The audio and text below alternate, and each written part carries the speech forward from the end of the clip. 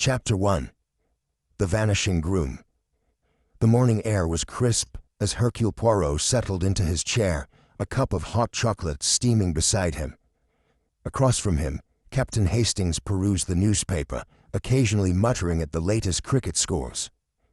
Their peaceful morning was abruptly interrupted by an insistent knock at the door. "Mon ami," Poirot murmured, setting down his cup. "That is the knock of distress." Indeed, as the door swung open, a woman in an elegant yet slightly disheveled dress stood there, her gloved hands trembling. Lady Eleanor Whitcomb was a woman of distinguished presence, but today her face was drawn with worry. "Mr. Poirot," she gasped, "you must help me. My daughter's fiancé. He has vanished." Poirot's eyebrows lifted. "Vanished, madame. Gone without a trace. This morning was to be their wedding day, and yet—" She pressed a hand to her chest. "Charles Latimer, my future son-in-law, has disappeared. No note, no explanation. Beatrice is beside herself." Hastings leaned forward. Perhaps he had cold feet. Lady Eleanor shook her head vehemently. "Number this is something else entirely. There is something terribly wrong." Poirot steepled his fingers. "Très bien, madame. Tell me everything."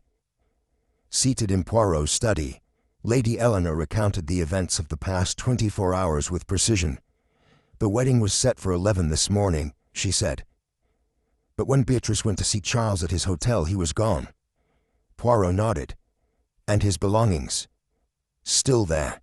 His suit, his personal effects, even his engagement ring. The hotel staff claim he did not leave during the night. It is as if he simply ceased to exist." Hastings frowned. "Surely someone must have seen him." "Only vague recollections," she admitted. "A bellboy saw him enter his room last night, but no one saw him leave. It makes no sense." Poirot leaned forward, his sharp eyes observing her every gesture. "Tell me, madame, what do you know of this Charles Latimer?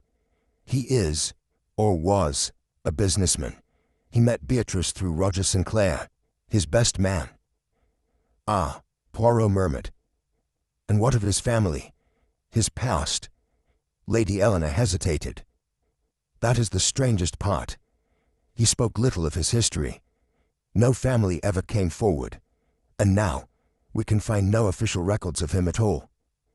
Poirot exchanged a glance with Hastings. "A man who vanishes into thin air," he murmured. "Fascinating." The more Poirot inquired about Charles Latimer, the more curious his case became. "No records," Hastings repeated as they sat in a taxi en route to the hotel. "None," Poirot confirmed. "No birth certificate, no employment records, no official existence before he met Mademoiselle Beatrice. Mon cher, does that not strike you as extraordinary?" Hastings nodded. "Most men leave some sort of trail." "Precisely, yet this Charles Latimer leaves nothing but shadows." Upon arrival at the hotel, the manager greeted them nervously. "Mr. Latimer," he echoed.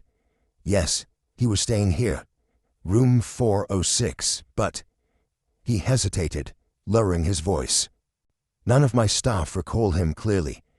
Some describe him as dark-haired, others swear he was fair. It's peculiar, Mr. Poirot." "Peculiar indeed," Poirot murmured. They proceeded to Latimer's suite, where Poirot examined the man's luggage. "His possessions are here, yet he is not. Curious, is it not, Hastings?" Hastings sighed. "Another locked room mystery." "No, mon ami." Poirot's fingers brushed the edge of a folded letter. "A masquerade." Poirot's fingers deftly unfolded the letter. The ink was smudged, but the words remained clear. "It is too dangerous. The Hollow Man knows." "The Hollow Man?" Hastings frowned. "Who on earth is that?" "A question of great importance," Poirot murmured. "But observe, Hastings, the letter is unsigned, and more intriguingly." He turned it over. "It was never sent." Poirot moved methodically through the room, taking note of every detail. Latimer's suitcase was neatly packed, as if he had not intended to leave in haste.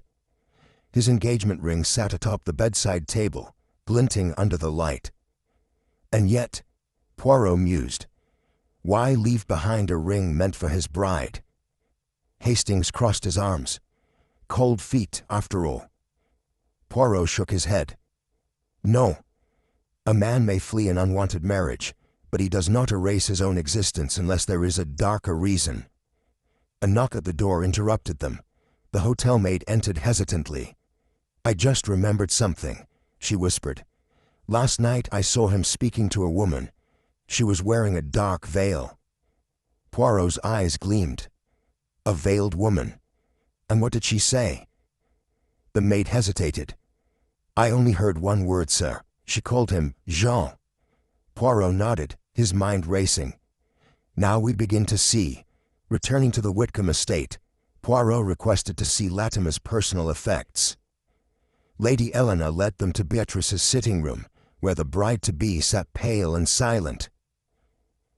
Miss Whitcomb, Poirot said gently, do you have any photographs of Charles? Beatrice nodded and handed him a small, leather-bound album. Poirot flipped through it, pausing at an image of Latimer. He was standing beside a woman, tall, elegantly dressed, her features obscured by a wide-brimmed hat. Who is this? Poirot asked. Beatrice hesitated. I don't know. Charles never spoke of her. Poirot studied the image. The woman's posture suggested familiarity, intimacy, a lover, an accomplice. He turned to Hastings. Mon ami, it is most strange, is it not? This man who does not exist, except in a photograph with a woman no one knows. Beatrice's voice trembled. You think something terrible has happened to him, don't you? Poirot did not answer immediately. Instead, he tapped the edge of the photograph. My dear mademoiselle, he said at last, I do not think Charles Latimer existed at all. Poirot stood in the dimly lit corridor of the hotel, fingers lightly tapping against his cane. The hotel manager, a wiry man with thinning hair, twisted his hands nervously. Monsieur, he began hesitantly, I assure you, Mr. Latimer was here. He arrived 3 nights ago and has been nothing but a gentleman. Poirot nodded. Then you will recall what he looked like, yes? The man hesitated. Well, of course. He was tall, I think. No, perhaps medium height. Dark-haired, or was it lighter? Oh dear. Hastings frowned. Surely your staff would remember a man staying in their establishment. One by one, the hotel staff were summoned. The bellboy swore Mr. Latimer had a mustache, while the maid insisted he was clean-shaven. A porter claimed he spoke with a French accent. Another was certain he was American. Poirot sighed. Monsieur, it appears we have a most unusual circumstance. A man who exists, and yet does not exist. The manager wrung his hands. I don't understand, Monsieur Poirot. I saw him with my own eyes. Poirot's voice was soft but firm. No, monsieur. You saw a man you were meant to see, and that is very different indeed. Roger Sinclair shifted in his chair, his fingers drumming against his knee. A man of athletic build and impeccable tailoring, he had the air of someone who preferred to be anywhere but in Poirot's presence. I don't see why this is necessary, Roger muttered. Charles is a friend. He wouldn't just disappear. And yet, he has, Poirot remarked. Tell me, monsieur, how long have you known Mr. Latimer? Roger hesitated. A few years. Poirot's gaze sharpened. A few. Lady Eleanor suggested 6 months. That is not the same. Roger swallowed. Well, I mean, we weren't close at first. Hastings watched him closely. The man's discomfort was palpable. Did Charles ever mention family, his childhood? Poirot's voice was casual, but his eyes keen. Roger exhaled sharply. What does it matter? Poirot sat back. It matters because I suspect Charles Latimer was not who he claimed to be. Roger paled. Poirot held the slip of paper delicately, as though it might disintegrate in his grasp. I cannot stay. Forgive me. Hastings frowned. A farewell note. Poirot's lips pressed together. A clumsy one, and unsigned. The note had been found in Charles Latimer's hotel room, placed conspicuously atop his desk. The ink was smudged, the handwriting oddly inconsistent. Perhaps he fled, Hastings suggested. Poirot tilted his head. Then why leave behind his luggage, his engagement ring? Hastings conceded the point. So, what do you think? Poirot traced a finger along the edge of the note. This, my friend, is a performance. A message meant to be found, rather than a confession of truth. Hastings frowned. You think someone planted it? Poirot's eyes gleamed. I think we have a writer who is not as clever as they believe. Beatrice Wickham was pale, her hands clenched tightly in her lap. Poirot studied her with careful detachment. You met Charles Latimer 6 months ago, yes? She nodded. Yes. At a dinner party. Roger introduced us. Poirot steepled his fingers. Curious. Lady Eleanor mentioned a garden party. Beatrice's face twitched. Oh, I mean yes, a garden party. But we spoke properly at the dinner. Indeed. Poirot's voice remained neutral. And tell me, mademoiselle, how did he propose? Beatrice swallowed. It was at the lake. He said he loved me, that he had never loved before. Poirot's expression did not change, but Hastings noted the slight stiffening of his posture. Never loved before, Poirot murmured. A man with no past, no family, and no traceable records. His dark eyes bore into hers. Tell me, Mademoiselle Wickham, was it love, or was it something far more dangerous? Poirot ran his fingers along the edge of Charles Latimer's passport, eyes narrowed. Hastings had seen that look before, the moment when the pieces of a puzzle began to align in Poirot's brilliant mind. Something is wrong, Hastings asked.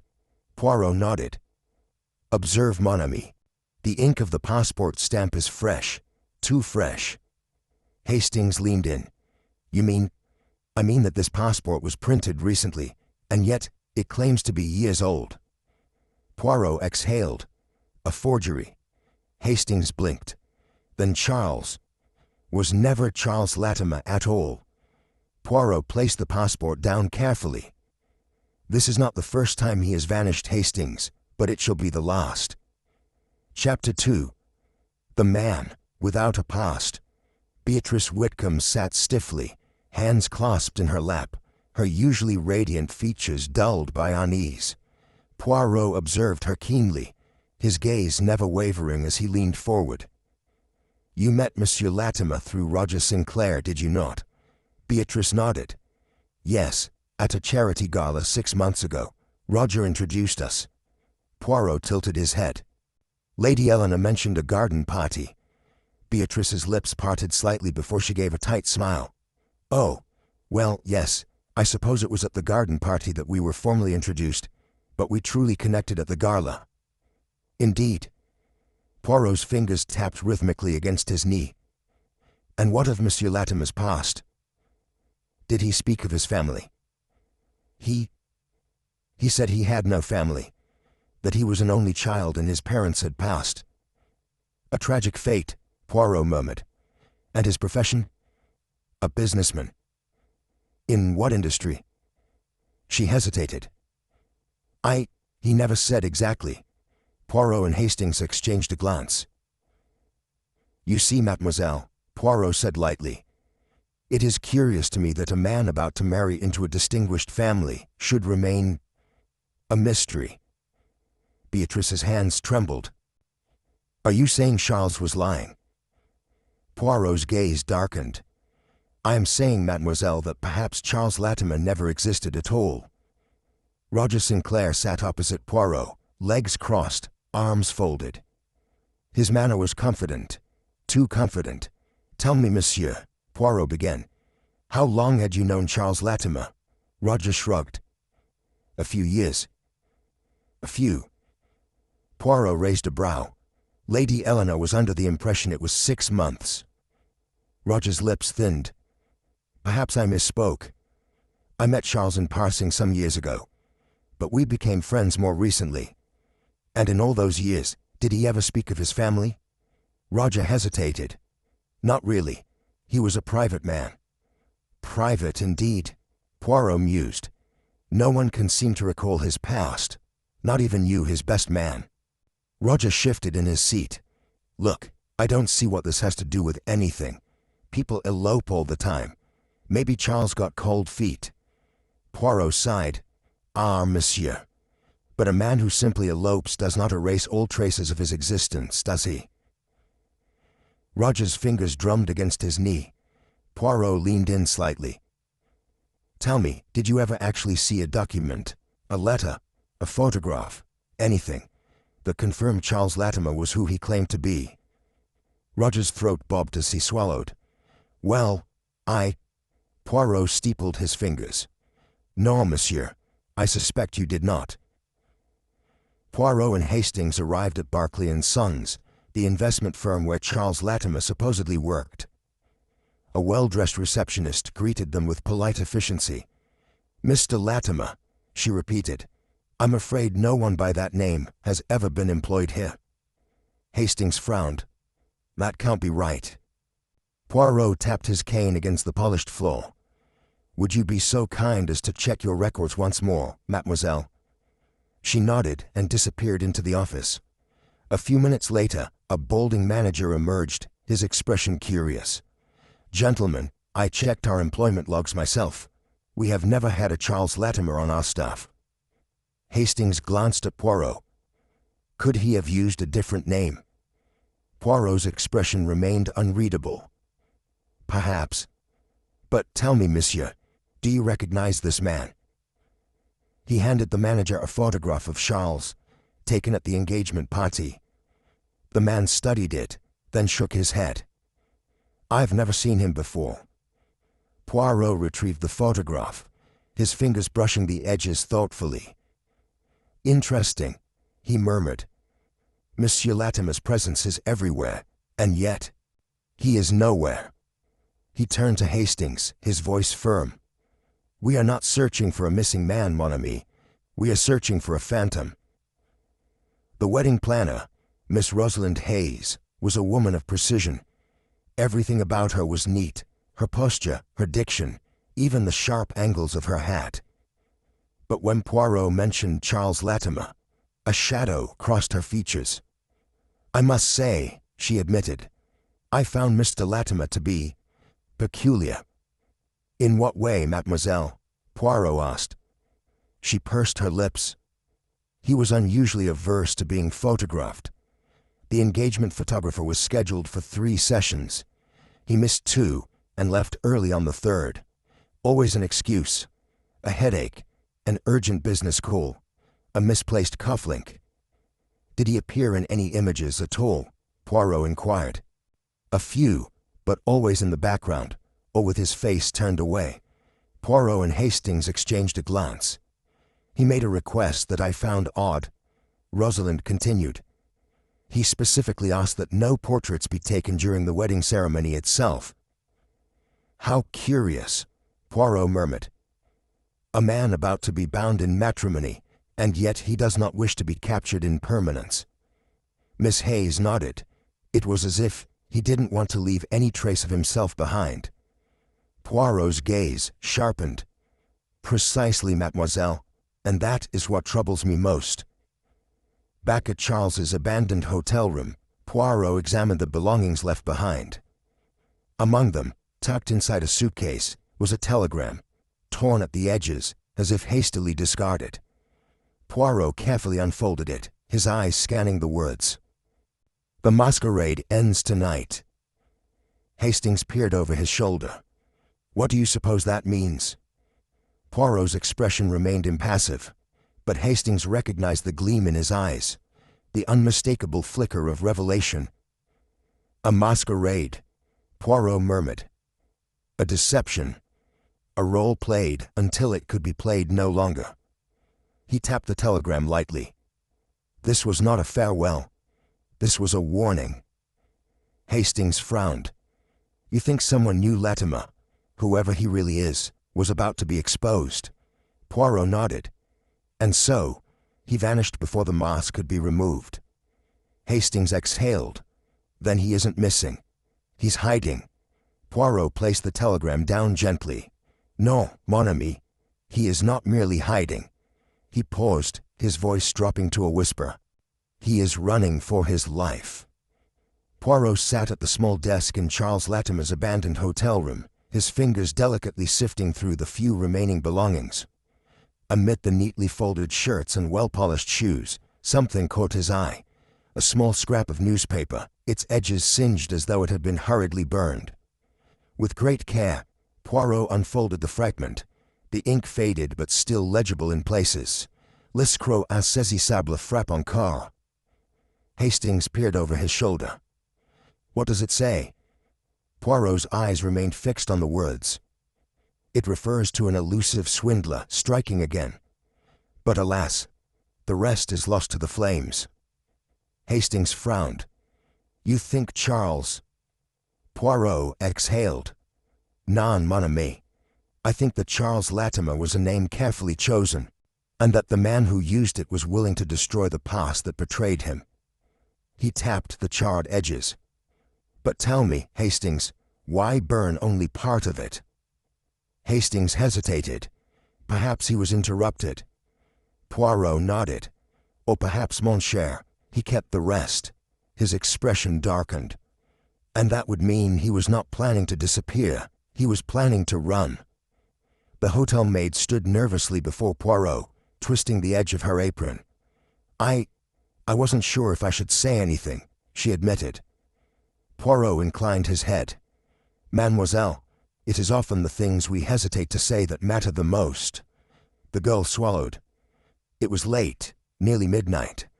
I was finishing my rounds when I saw Mr. Latimer leaving his room. He was meeting someone, a woman. Poirot's voice remained gentle but firm. Describe her. She wore a dark veil, long gloves. I never saw her face, but she was speaking to him in French. Poirot's expression did not change. And what did she say? The maid hesitated. I only caught a few words. She said, Il faut partir, avant qu'il ne soit trop tard. Hastings frowned. What does that mean? Poirot's gaze remained unreadable. It means, we must leave, before it is too late. The maid shivered. Then she handed him an envelope. And after that, he was gone. Poirot's fingers tapped against his cane. Merci, mademoiselle. You have been most helpful. He turned to Hastings. It seems, mon ami, that Charles was not simply leaving. He was being warned. Back in their suite, Poirot sat with Charles Latimer's documents spread before him. A passport, a bank ledger, and handwritten notes, each a puzzle piece waiting to be placed. Look here, Hastings. Poirot pointed to Charles' signature on different documents. Do you observe? Hastings squinted. They look the same to me. Poirot shook his head. No, they are similar, yes, but not identical. He tapped the ledger. This signature is precise, deliberate. Then he pointed to another. But this, the angle is different, the pressure uneven. Hastings frowned. So, what are you saying? Poirot leaned back, his fingers steepled. I am saying, mon ami, that we are not dealing with one Charles Latimer. Hastings stared. You think someone forged these? Poirot gave a tight smile. Not forged, Hastings, but written by a man who was used to signing many names. A man who lived behind many masks. He gestured to the passport. And this? The ink on the stamp is fresh. Too fresh. Hastings exhaled. A fake. Poirot nodded. Indeed. And now, Hastings, we must ask the question, who was Charles Latimer before he was Charles Latimer? Poirot turned his attention back to the burned newspaper fragment.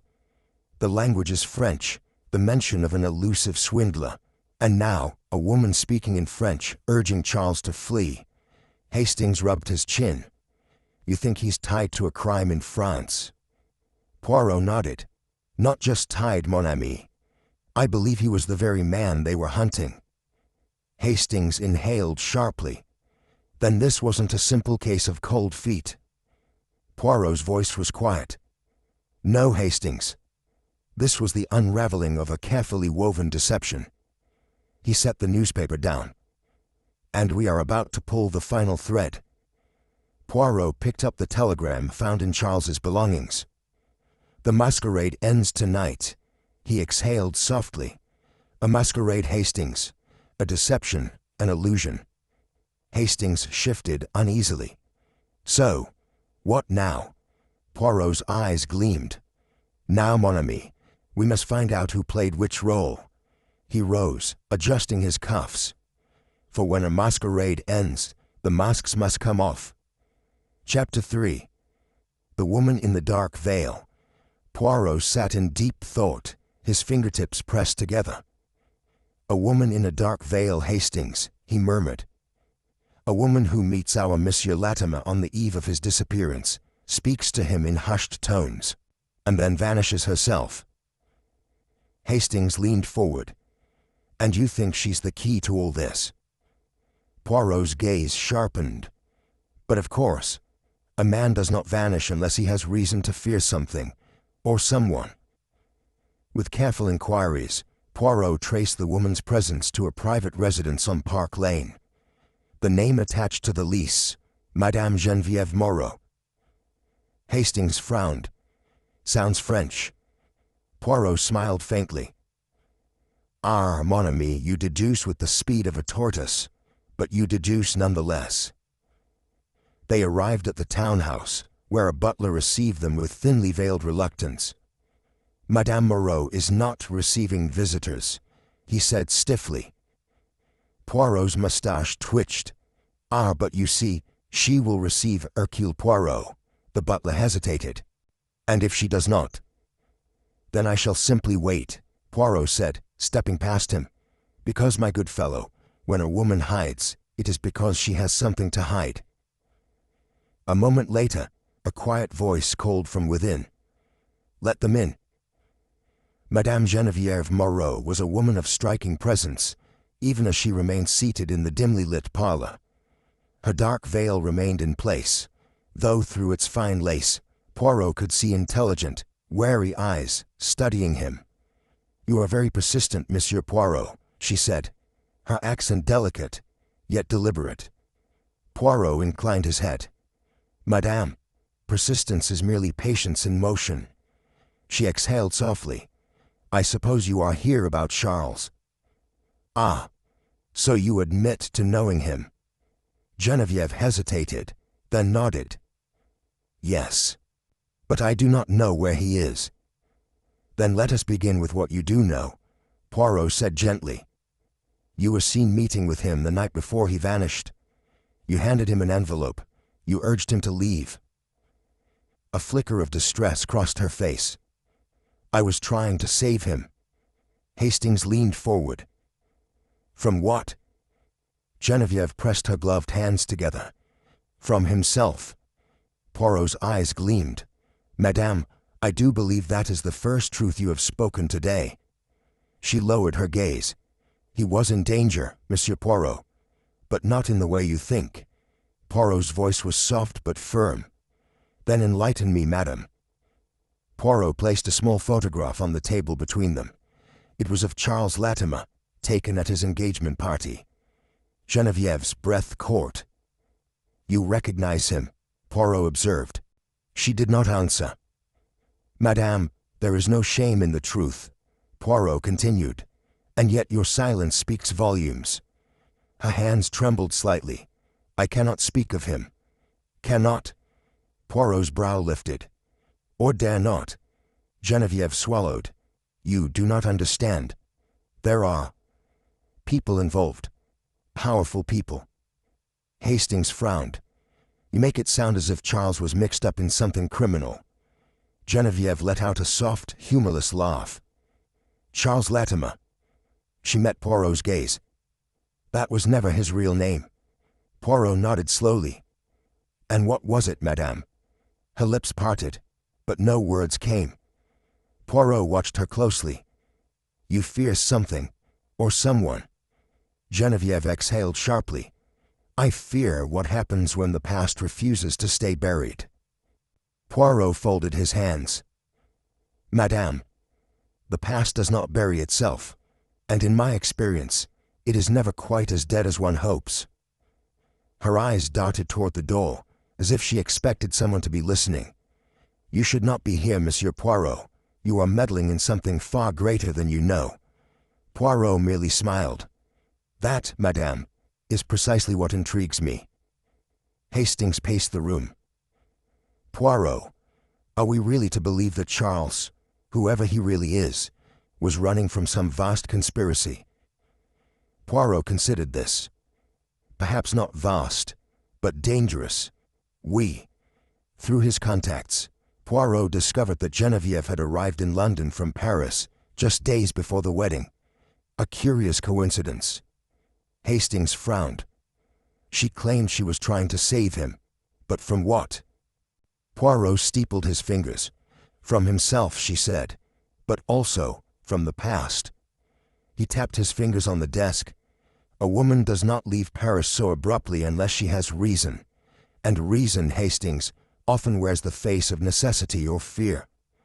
A telegram from the French authorities arrived that afternoon, confirming Poirot's suspicions. Geneviève Moreau had been under quiet investigation for her ties to a known confidence trickster.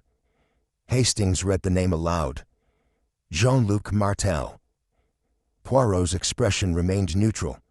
A master of deception, of charm, of reinvention. Hastings exhaled. And you think? I do not think, mon ami. Poirot picked up the photograph of Charles Latimer. I know. He tapped the image lightly. Monsieur Jean-Luc Martell is not missing. He is standing right before us. Hastings stared at Poirot in shock. You mean to say Charles Latimer is really this Jean-Luc Martell? Poirot nodded. It explains everything. A man with no past. A fiancé who barely knows him. A best man whose timeline is vague at best. Monsieur Latimer was a fabrication, carefully woven, but ultimately doomed to unravel. Through further inquiries, Poirot confirmed the extent of Jean-Luc Martell's reputation. He had been involved in several high-profile frauds across France, always assuming different identities before vanishing without a trace. And Geneviève Moreau. She had been one of his closest associates. Some said his accomplice, others, his victim. Hastings exhaled. Then why warn him? If she was part of his schemes, why tell him to run? Poirot's voice was quiet. Perhaps, mon ami, because this time it was not a scheme. This time, someone else was hunting him. Hastings paled. But who? Poirot stood, adjusting his cuffs. That is precisely what we must find out. He turned to the door. Come, Hastings. The masquerade is over. Let us see who was waiting when the mask finally fell. Poirot held a telegram in his hands, his expression unreadable. It had arrived that morning from his trusted contact in the French police. Hastings watched as Poirot's keen eyes scanned the words. Well, Hastings pressed. Poirot exhaled slowly. Mon ami, the name Charles Latimer does not exist in any official French records. However, he tapped the telegram lightly. The name Jean-Luc Martell most certainly does. Jean-Luc Martell. Hastings frowned. Poirot nodded. A known fraudster, wanted for orchestrating elaborate schemes across Paris. He was a master of deception, always vanishing before authorities could close in. The description matches our missing groom perfectly. Hastings shook his head in disbelief. Then Charles Latimer was just another alias. Precisely. Poirot set down the telegram. Think, Hastings, a man with no past, a reluctance for photographs, a best man who cannot recall how long he's known him. Our Monsieur Latimer was never meant to last beyond the wedding day. Hastings ran a hand through his hair. Then what was his plan? Poirot's lips curved into a knowing smile. Ah, Hastings, that is what we must uncover. and I suspect Madame Moreau holds the missing piece." Geneviève Moreau's face had gone pale, her fingers trembling as she reached for a glass of water. Poirot observed her closely. "You knew him," he said softly. She gave a tight nod. "Yes, but not as Charles Latimer." A shuddering breath escaped her. "No." Poirot leaned forward. "Then what name did you know him by, madame?" Her throat worked, as though she was swallowing something bitter. "I cannot say." "Cannot," Poirot murmured. "Or will not." She shook her head. "You do not understand, Monsieur Poirot. There are things that should not be spoken aloud." Poirot's gaze was unyielding. "Fear is a powerful thing, madame, but silence is far more dangerous." She flinched. I knew him as—" She stopped herself, her eyes darting toward the door as though expecting someone to burst in at any moment. "Number 8 does not matter." "It matters greatly." Poirot's voice was firm, though not unkind. "Because whatever name you once called him, madame, it is the reason he is gone." Genevieve's hands curled into fists. "You do not understand. If I speak his name, I am as good as dead." Poirot tilted his head. "Then I ask you this, madame. Who is it that you truly fear?" That evening, a letter arrived at the Whitcomb estate, bearing the mark of an international post. It was addressed to Lady Eleanor, and signed by Emile Latimer, claiming to be Charles's long-lost uncle. Poirot examined the letter, his fingers tracing the ink. "Ah," he murmured, "how very clumsy." Hastings frowned. "You mean it's fake?" Poirot set the letter down. "Not merely fake, Hastings. It is an insult to the intelligence. The handwriting does not match anything we have seen, and the French phrasing. Ah, mon ami, it is the work of an Englishman attempting to sound French." He turned the letter over. "Someone wants us looking in the wrong direction." Poirot sat in thought, his fingers steepled. "Hastings, let us reflect." Hastings leaned forward. "Go on." "A false name, a missing man, a woman who dare not speak. What does it tell you?" Hastings sighed. "That Charles, Jean-Luc, or whatever his name is, was hiding something." Poirot smiled. "Hiding, yes, but also running." Hastings frowned. "From whom?"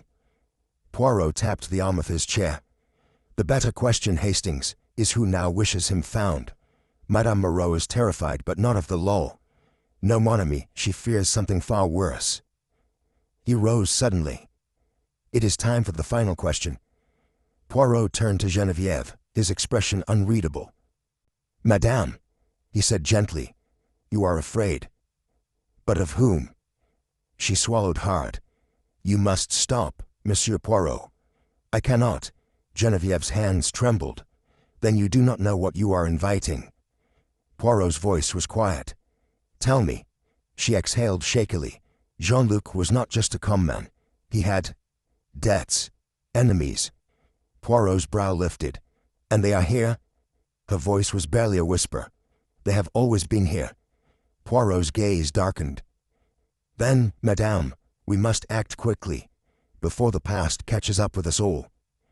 Chapter 4. The Identity Puzzle. Hercule Poirot sat at his desk, surrounded by neatly arranged evidence, letters, hotel records, witness statements. His fingers drummed lightly on the arm of his chair. Hastings, ever impatient, paced the room. "Well, Poirot," Hastings finally asked, "what do we have?" Poirot sighed. "We have a man who does not exist, mon ami." Hastings frowned. "How do you mean?" Poirot picked up Charles Latimer's passport, flipping it open. "Consider, Hastings, a man of wealth and charm, yet with no past, no family, no acquaintances beyond those he has met in the last 6 months. And now, he has disappeared, as if he were never here at all." Hastings crossed his arms. "Are you suggesting he was an impostor?" Poirot gave a small nod.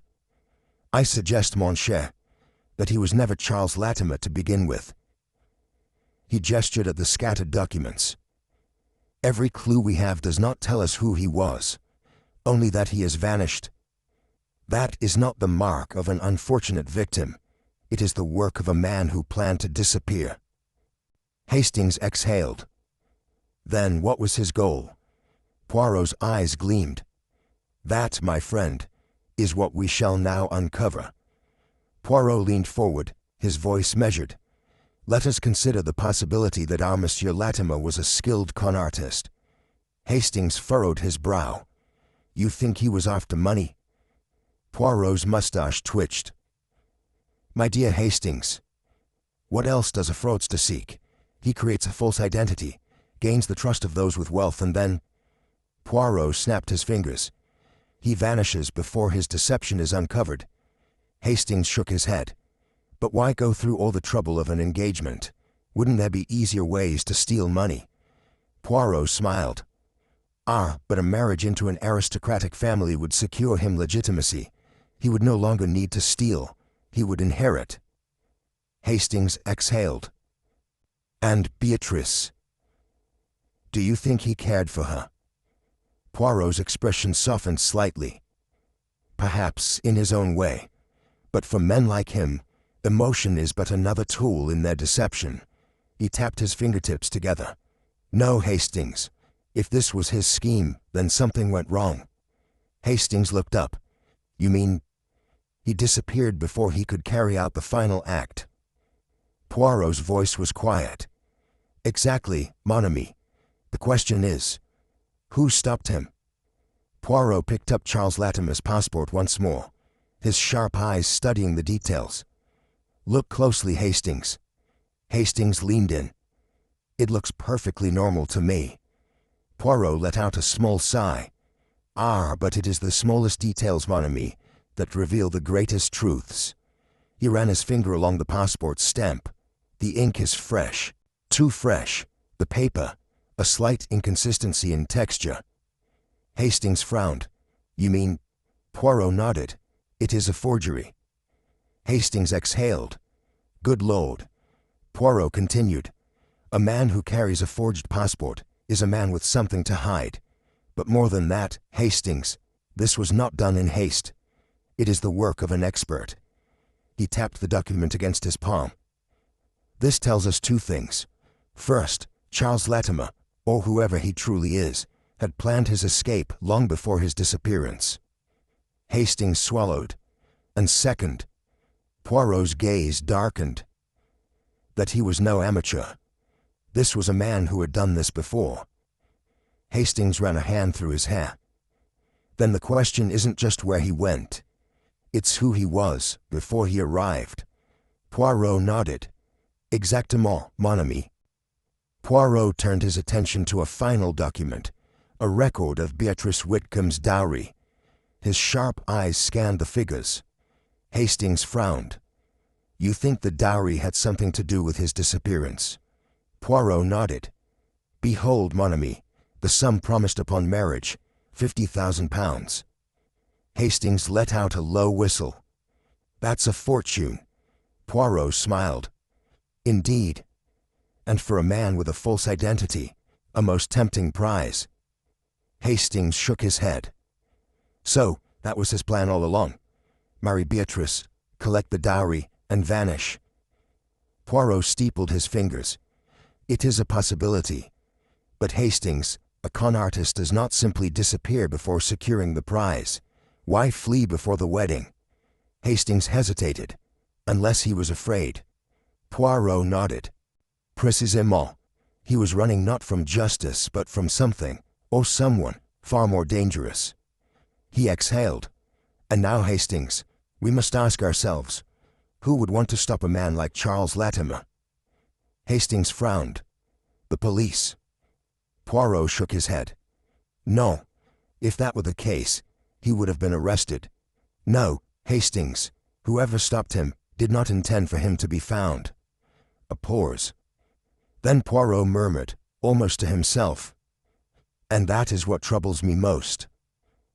Poirot sat in his study, a collection of newspaper clippings and police reports laid before him.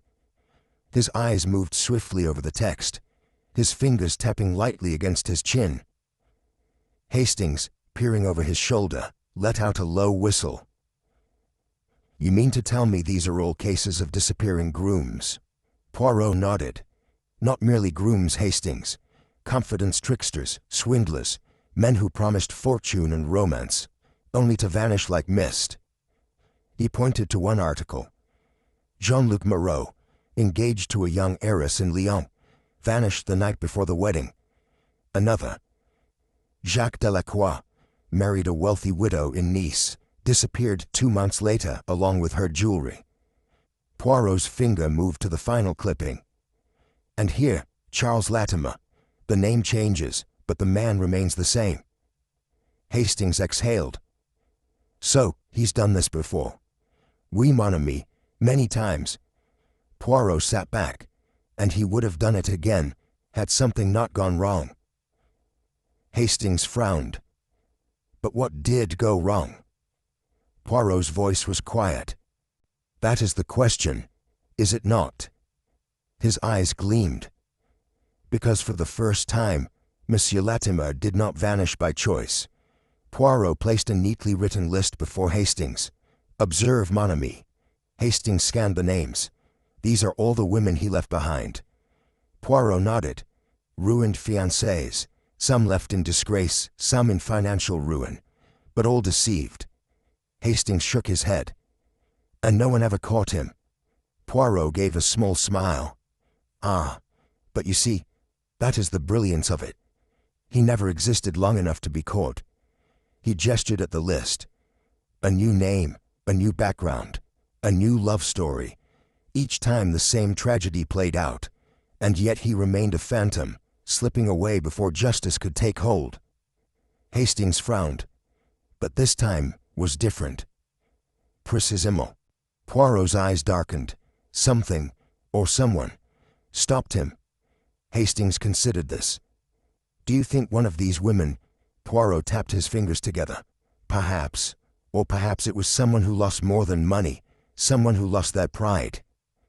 He leaned back. "Revenge, Hastings, is a powerful thing." Hastings exhaled. "And you intend to find out who finally caught up with him?" Poirot's voice was steady. "Not who, mon ami. Why?" The pieces had fallen into place, the deception unraveled thread by thread. Yet one question remained. Poirot rose, adjusting his cuffs. "This is not the first time he has vanished, Hastings." Hastings watched him closely. "But it will be the last." Poirot nodded. "Oui." Hastings frowned. "You think he's still alive?" Poirot hesitated. "If he is, he will not remain so for long." Hastings stiffened. "You mean—" Poirot turned, his voice grave. "There is justice, Hastings, and then there is retribution. I fear he has encountered the latter." Hastings exhaled. "Then we must find him before it's too late."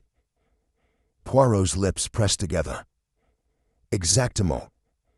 He retrieved his hat and cane. "Come, mon ami, we have a ghost to chase."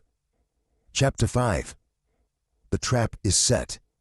Poirot sat in deep contemplation, his fingertips pressed together. Across from him, Hastings watched impatiently. "Well, Poirot," he prompted, "if Charles, or whatever his real name is, vanished so completely, how do we bring him out of hiding?" Poirot's mustache twitched.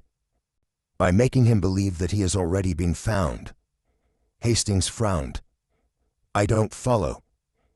Poirot leaned forward. "We must create une petite illusion, mon ami. A rumor, a whisper that spreads just enough to unsettle him." Hastings nodded slowly. "And what exactly do we want him to believe?" "That the past has finally caught up with him," Poirot said simply. Hastings exhaled. "And how do we go about that?" Poirot's gaze sharpened. "We shall tell the world that Charles Latimer, or Jean-Luc Martell, has returned to London." Hastings blinked. "But that's a lie." Poirot smiled. "Of course, but deception, Hastings, is a game played best against those who are masters of it." Hastings sighed. "And what if he doesn't take the bait?" Poirot stood, adjusting his cuffs. "Ah, But you see, mon ami, it is not Charles who will react first. It is those who fear his return. The following morning, Poirot put his plan into motion. Through discreet inquiries at gentlemen's clubs, private hotels and society circles, whispers began to spread. Charles Latimer had been seen in London. A former valet claimed to have glimpsed him near Mayfair. A cab driver insisted he had dropped him off at Charing Cross. At first the rumors seemed harmless, but within hours, the news had reached the right ears. Hastings shook his head as they sat at their usual table in White's Club. It's incredible, Poirot. He hasn't been seen at all, and yet half of London believes he's back. Poirot sipped his tea. Because fear, mon ami, does not require proof, only suggestion. Hastings frowned. You expect Charles himself to respond? Poirot shook his head. No, it is not he who will panic. It is those who have reason to fear his return. And sure enough, within the day, word reached Poirot that Geneviève Moreau had received an anonymous message, and within an hour of reading it, she had packed her bags. Poirot set down his cup. And thus, Hastings, our first pawn has moved. By the time Poirot and Hastings arrived at Geneviève Moreau's townhouse, her butler was overseeing the frantic loading of luggage into a waiting carriage. Poirot raised a brow. Ah, madame, you depart in great haste. Geneviève turned sharply, her face pale. Monsieur Poirot, I have no time for your questions. Indeed. Poirot's tone was mild. Is it not curious that only yesterday you had no intention of leaving London? Her hands clenched. She forced herself to straighten. I have urgent business in Paris. Hastings crossed his arms. Let me guess. You received word that Charles Latimer had returned. Her breath hitched. I don't know what you're talking about. Poirot stepped closer, his voice quiet but unyielding. Madame, fear is an honest thing. It reveals more than it conceals. Geneviève's composure wavered. If he is back, then I must go. Poirot tilted his head. And why is that, madame? Because you wronged him? Or because you fear he will reveal the truth? Her eyes darted toward the carriage. I have nothing more to say, Monsieur Poirot. Poirot's voice was like a blade. Then I shall say it for you. You are not fleeing Charles. You are fleeing those who believe you betrayed him. Geneviève's face drained of color. That night, Poirot and Hastings stationed themselves outside the Whitcomb estate, hidden in the shadows. The sky was moonless, the grounds eerily silent. Hastings shifted uncomfortably. I still don't see why we're here. Poirot's gaze remained fixed on the darkened windows. Because, mon ami, if our rumor has done its work, someone will come to confirm it. Minutes stretched into hours. Then, just past midnight, a flicker of movement. A shadow detached itself from the hedgerow and slunk toward the estate. Hastings tensed. There, someone's here. Poirot's voice was calm. Patience. The figure moved cautiously, avoiding the moonlit paths. Poirot observed with keen interest. Not a common thief. This one knows the grounds. As the intruder reached the terrace, Poirot murmured, Now. They stepped forward, their presence revealed. The figure froze. Hastings raised his lantern, and the light fell upon the visitor's face. Poirot's voice was smooth as silk. Bonsoir, monsieur. He took a step closer, eyes gleaming. Or should I say, Jean-Luc Martell. The night was heavy with silence, the air thick with tension. Poirot and Hastings remained hidden in the shadows of the Whitcomb estate, their eyes fixed on the darkened grounds. Then, movement. A shadow detached itself from the trees near the garden's edge, creeping forward with deliberate caution. Poirot whispered, Patience, mon ami. Let him believe he is unseen. The figure moved with purpose, pausing near the terrace as though searching for something. Or someone. Poirot's keen eyes observed every detail. The measured steps, the occasional glance over the shoulder, the unmistakable air of a man who feared being watched. Hastings tensed. "What's he looking for?" Poirot's voice was barely above a breath. "Evidence, perhaps. A message, or reassurance that the rumor is false." The figure hesitated at the French doors, testing the handle. Hastings clenched his fists. "Shall we?" Poirot held up a hand. "Not yet." The intruder turned sharply, sensing something amiss. Then, with sudden urgency, he bolted toward the gardens. Poirot sighed. "And now, mon ami, if you please." Hastings sprang into action. Hastings tore after the shadowy figure, his breath fogging in the cold night air. The intruder was fast, too fast, darting through the maze of hedgerows, with the ease of a man well acquainted with evasion. Hastings cursed under his breath, nearly slipping on the damp grass. "Come back here, you devil!" Ahead, the figure twisted sharply, disappearing behind an ancient oak. Hastings pushed forward, his pulse hammering. But when he rounded the corner, nothing. He skidded to a stop, panting. The garden was silent. The mist curled around the trees, swallowing all traces of movement. Poirot's voice came from behind him, unhurried. "He is gone, I presume." Hastings spun, frustrated. "Blasted fellow moves like a ghost." Poirot smoothed his gloves. "Ah, but ghosts do not return to places they fear. And yet, our visitor has come back." Hastings exhaled. "You think he'll try again?" Poirot's eyes gleamed. "He is not done yet, mon ami. Not while he believes his secret is still intact." Hastings frowned. "Then what do we do now?" Poirot smiled. "We wait. The masquerade is not over yet." Hours passed. Poirot remained seated, still as a statue, his gaze never leaving the terrace. Hastings, pacing, checked his watch for the 5th time. Then, the silence was broken. A footstep, deliberate, careful. Poirot straightened. "He has returned." Hastings peered into the darkness.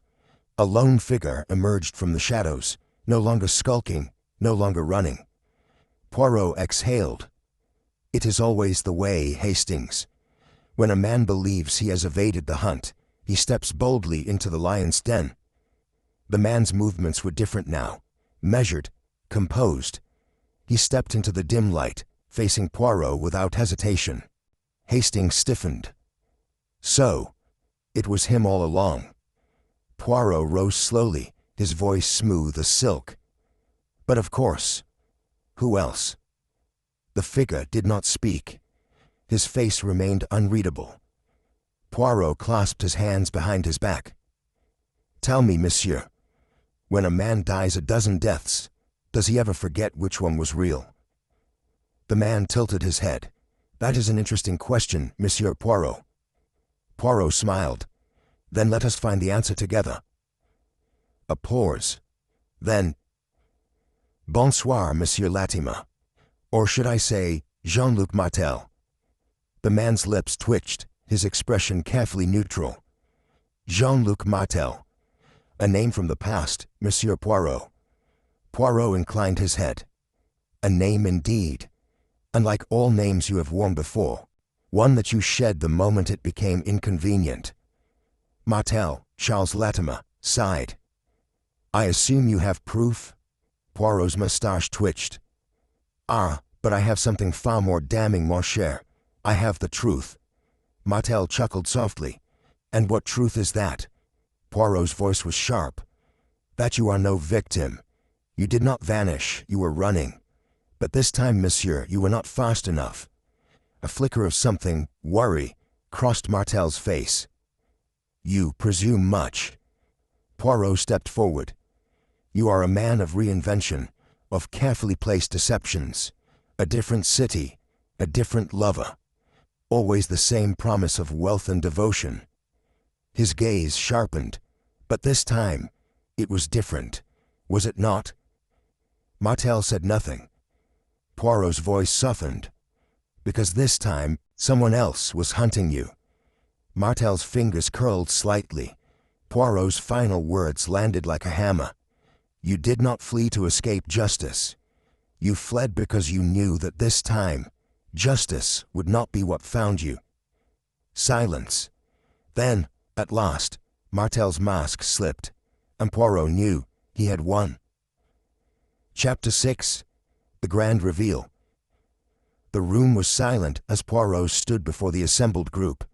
Lady Eleanor sat rigidly in her chair, her hands clasped tightly. Beatrice, pale and drawn, glanced nervously at Roger Sinclair. Geneviève Moreau avoided everyone's gaze, her fingers trembling against the folds of her dress. And in the center, standing with forced composure, was Charles Latimer, or rather, the man they had known by that name. Poirot smoothed his cuffs, then spoke. "Mesdames et messieurs, we have arrived at the moment of truth. The mystery of Charles Latimer's disappearance is no mystery at all. He did not vanish. He was never here to begin with."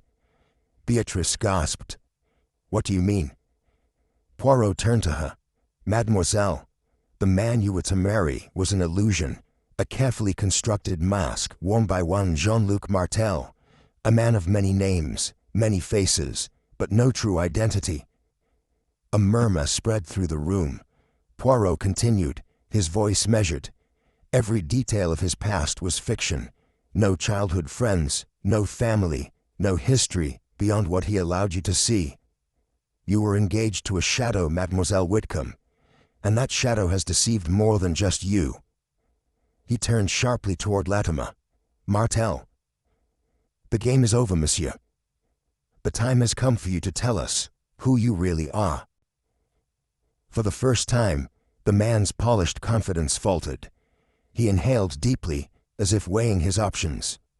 Then, to Poirot's satisfaction, he said nothing. Because, in truth, there was nothing left to say. Charles Latimer, Poirot began, was nothing more than a ghost. He picked up a sheet of paper and held it before the group. "I have here the records of a Charles Latimer, supposedly an investor from New York. And yet, when I made inquiries, no such man existed." Roger Sinclair scoffed. "That proves nothing. Perhaps he was simply private about his affairs." Poirot turned a sharp gaze on him. "Ah, but that is where you are mistaken, Monsieur Sinclair. Privacy is one thing, fabrication is another." He laid out another document. "A bank account, opened 6 months ago. A passport, recently printed. Too recently. And then there is this." He placed a burnt scrap of a French newspaper on the table. Genevieve's breath caught in her throat. "A newspaper from Paris," Poirot continued, detailing the exploits of an elusive confidence trickster, one Jean-Luc Martell. Each time, a new name, a new identity, and always a woman left behind. Beatrice's face twisted with horror. "You mean to say he was lying to me from the very start?" Poirot nodded solemnly. "Mademoiselle, the man you loved was a mask, worn by a most accomplished deceiver, and as with all masks, it was only a matter of time before it was removed." He turned back to Martell. "And now, monsieur, I remove it for you." Martell smirked, but said nothing. Poirot smiled. "Ah, you do not deny it. That is wise." Lady Eleanor, her voice trembling with barely suppressed rage, turned to Martell. "Why? Why go through all of this?" Poirot's mustache twitched. "Ah, madame, because a simple theft would not do. No, no, Monsieur Martell is an artist of deception. His plan was far more elaborate." Martell tilted his head, almost amused. "I'd love to hear your theory, Poirot." Poirot gave a small smile. "But of course, let me enlighten you." He clasped his hands together. "You see, Monsieur Martell did not intend to marry Mademoiselle Whitcomb. That was never his goal. No, his real plan was to vanish before the wedding, leaving only a mystery behind. A mystery that would haunt your family, Lady Eleanor, for years to come." Beatrice gasped. "But why?" Poirot sighed. "Because mystery breeds desperation, mademoiselle, and desperation makes men, and women, pay handsomely for silence." Roger Sinclair's jaw tightened. Blackmail. Poirot nodded. Exactement. Monsieur Martell would have sent a series of letters, ransom demands perhaps, veiled threats that he would expose some fictitious scandal if the family did not pay. The Whitcombs, eager to preserve their reputation, would have paid. And by the time they realized the truth, he would be long gone. He turned back to Martell. Bart, mon cher, something went wrong, did it not? Martell's expression darkened. Poirot's eyes gleamed. Yes, someone else was playing their own game. Poirot turned sharply. And that brings us, at last, to you, Monsieur Sinclair. Roger stiffened. Me? That's ridiculous. Poirot smiled. Ridiculous? No, it is the missing piece. He stepped forward. You introduced Charles Latimer to Beatrice. You vouched for his reputation, and yet, when questioned, you could never quite recall where he came from, or how long you had truly known him. Roger's lips parted, but Poirot did not allow him to speak. You were not just his friend, monsieur. You were his accomplice. Beatrice shook her head, tears welling in her eyes. No. Roger, tell him he's wrong. Poirot pressed on. Tell me, Monsieur Sinclair. What was your share? A portion of the ransom. A generous cut from the family estate. Roger's hands curled into fists. You have no proof. Poirot tilted his head. Ah, but I do. Your financial records, monsieur. Deposits made mere weeks before the engagement.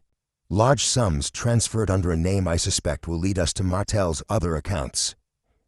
Lady Eleanor's voice was like steel. You betrayed my family. Roger's face drained of color. Poirot nodded. And monsieur, betrayal is rarely without consequence. A slow, bitter laugh echoed through the room. All eyes turned to Geneviève Moreau. Poirot studied her. Ah, at last, you are ready to speak. She lifted her gaze, her expression unreadable. It is a cruel thing, Poirot, to be betrayed by the man you once trusted. Beatrice, still reeling, turned to her. You knew. Geneviève exhaled. Of course I knew. I was once like you, Mademoiselle Whitcomb. Poirot nodded. You were his partner. Genevieve's smile was joyless. His partner, his lover, his greatest mistake. Poirot folded his arms. You were with him in Paris, were you not? You helped him forge identities, create illusions, until, one day, he vanished, leaving you to face the consequences. Genevieve's voice wavered. He left me to rot, and when I heard he had taken the name Charles Latimer, I followed him here. Poirot's voice was gentle but firm. To seek revenge. She did not deny it. Lady Eleanor's eyes burned with fury. You would have let my daughter marry a criminal.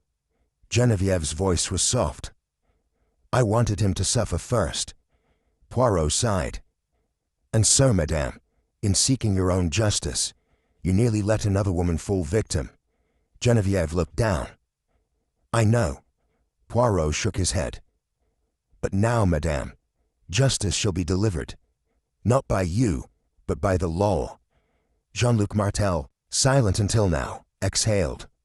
Well, Poirot, I must admit, that was quite the performance. Poirot smiled. Ah, mon cher, but the performance, you see, is finally over. Poirot turned to Geneviève, his eyes sharp, his voice measured.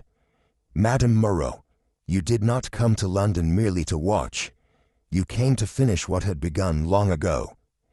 Geneviève flinched, but said nothing. You saw an opportunity, Poirot continued. Jean-Luc Martell, the man who had betrayed you, had now entangled himself with the Wickham family. You knew his ways, his habits, and you knew exactly when he would try to disappear. Hastings frowned. But Poirot, if Jean-Luc was planning to fake his disappearance, what changed? Poirot smiled thinly. That, my dear Hastings, is the heart of the matter. Jean-Luc Martell did not vanish. He was erased. The room fell silent. Poirot paced slowly. Geneviève, You were not content to merely watch his deception unfold. You decided to rewrite the ending. You turned his scheme into a perfect cover-up. Lady Eleanor inhaled sharply. You mean? Poirot nodded. Jean-Luc Martel's disappearance was never meant to be his grand escape. It was meant to be his grave. Genevieve's hands trembled. You have no proof? Poirot lifted a brow. Ah, madame, but I do, for the simplest truth is this. One cannot disappear when one is already dead. Genevieve's face went deathly pale. Gasps erupted around the room. Beatrice's voice trembled. Dead? But that's impossible. He was here. We saw him. Poirot's mustache twitched. No, mademoiselle. You saw the idea of him. A name on a hotel register, a suit laid out on a bed, an engagement ring left behind. But the man himself. No one saw Charles Latimer after the night before the wedding. Roger Sinclair's mouth was dry. You mean to say, he's been dead all along?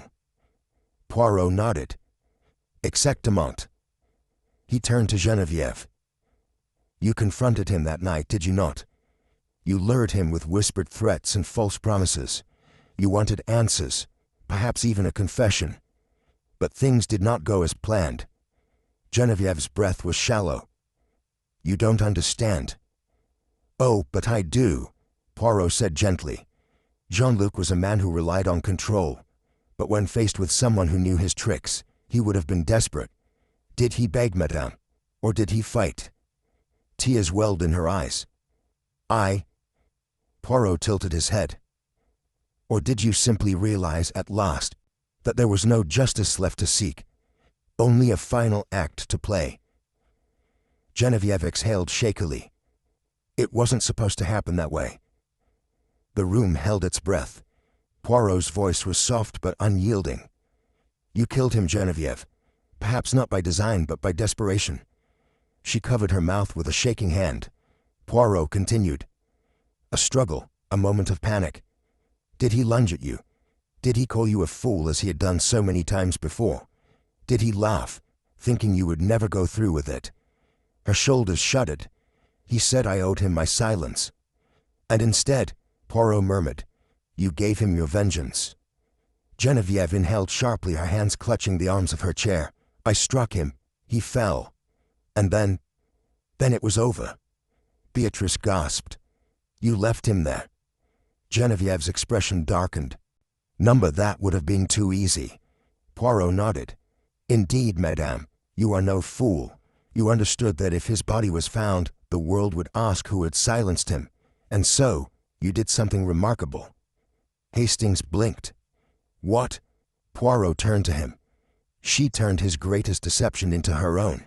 She staged his disappearance. Genevieve's lips parted, but she did not deny it. Poirot's gaze never left Geneviève. Tell me, madame, how long did it take? How carefully did you plan? She swallowed. I had no time. I had to act quickly. Poirot nodded. And so, you took everything he would have left behind. A half-packed suitcase, an untouched ring, an open passport, and you scattered them like breadcrumbs. Lady Eleanor's voice was hoarse. But the body. Poirot steepled his fingers. Ah, yes. That, madame, was the final stroke of brilliance. Hastings frowned. Poirot, where did she... Poirot's voice was grave. Tell me, Hastings, what is the easiest way to vanish? Hastings hesitated. To run? Poirot's lips curled. No, mon ami, to already be buried. He turned back to Geneviève. You disposed of the body somewhere no one would think to look, because everyone was too busy searching for a living man. Her eyes glistened. I had no choice. Poirot sighed. Ah, madame. We all have choices, but we do not all have the means to erase them. A tear slid down her cheek. You don't understand. He would have done it again. Poirot's voice was quiet. Perhaps. But madame, did you ever stop to wonder if someone else was hunting him first? Her eyes widened. Poirot sighed. Ah, there it is, the final, lingering doubt. Silence settled like dust in the room. Poirot glanced around, adjusting his cuffs. Hastings exhaled. And just like that, the great Jean-Luc Martell is gone. Poirot nodded. Oui, but do not be fooled, mon ami. Hastings frowned. How do you mean? Poirot turned to him, his expression unreadable. It is not the living who vanish the easiest, Hastings. It is the dead. Hastings shuddered. You think someone else knew? Poirot smiled faintly. I think, Hastings, that we were always one step behind a greater mystery. He turned toward Geneviève. And I think, madame, that when you buried Jean-Luc Martell, you were not the only one who wished to see him disappear. Geneviève looked away. Poirot sighed. Alas, the truth has a habit of surfacing, no matter how deeply it is buried. A pause. Then, with a final glance at the stunned room, Poirot adjusted his hat and strode toward the door. And behind him, the past lay, in its carefully constructed grave, waiting. And that concludes today's journey into the shadows of mystery and deduction. What did you think of this case? Did you see the twist coming, or did it catch you by surprise? Share your theories and favorite moments in the comments below. Love to hear your take. And if you're craving more thrilling detective tales, don't forget to like this video, subscribe, and hit the bell so you never miss the next mystery. Until then, stay curious. The next clue might be closer than you think.